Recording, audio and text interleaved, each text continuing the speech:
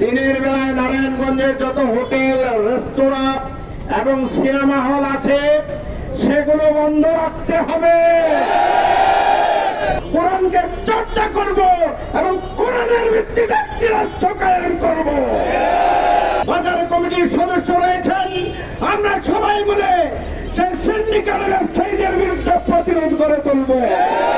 কোরআন শিক্ষা, কোরআন বুঝা এবং কোরআনের ভিত্তিতে সমাজ গড়ার মধ্য দিয়েই আল কোরআনের প্রকৃত যে শিক্ষা সেটি বাস্তবায়ন আমরা করতে পারবো ইনশাআল্লাহ।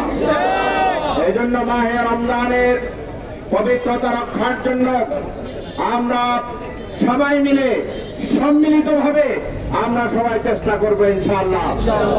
তার পাশাপাশি আমরা আহ্বান জানাবো, এই সময়ে দিনের বেলায় নারায়ণগঞ্জের যত হোটেল, রেস্তোরাঁ এবং সিনেমা হল আছে সেগুলো বন্ধ রাখতে হবে।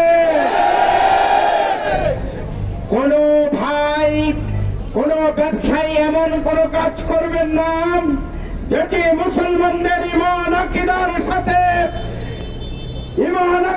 সাথে চ্যালেঞ্জ করার মতো কোনো কাজ করবেন না।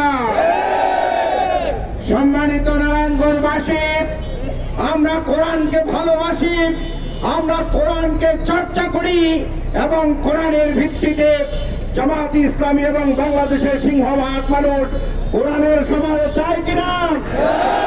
কোরআন যেহেতু রমাদানে নাজিল হয়েছে, সুতরাং কোরআনকে আমরা বুকে ধারণ করব, কোরআনকে চর্চা করব এবং কোরআনের ভিত্তিতে একটি রাষ্ট্র কায়েম করব।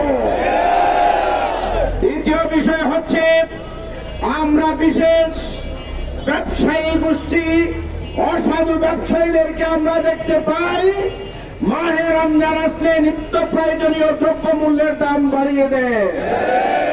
আমরা বাজার কমিটি যারা আছে, ভোক্তা অধিকারের যারা রয়েছে, সরকারের সংশ্লিষ্ট ব্যক্তি যারা রয়েছেন, তাদের উদ্দেশ্যে বলতে চাই, এ মাহে রমজানে আপনারা বাজার মনিটরিং করুন এবং সাধারণ মানুষের কোন ধরনের যাতে কষ্ট না হয় সেই জন্য প্রয়োজনীয় দ্রব্যমূল্যের যে দাম সেটি কমাতে হবে।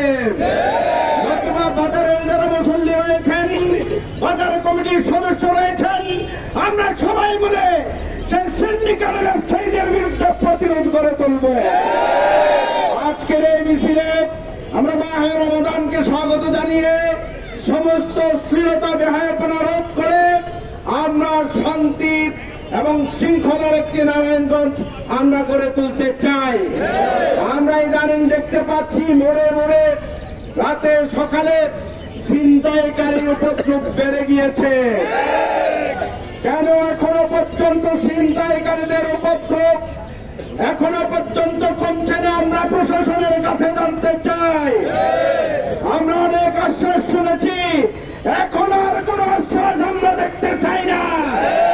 আমরা এদিকে বাস্তবায়ন দেখতে চাই। রমজানের পূর্বে আইন শৃঙ্খলাকে যথাযথভাবে ঠেলে সাজিয়ে নগরীর মানুষের স্বার্থ রক্ষার জন্য, যানবাহন রক্ষা পাওয়ার জন্য কাজ করতে হবে।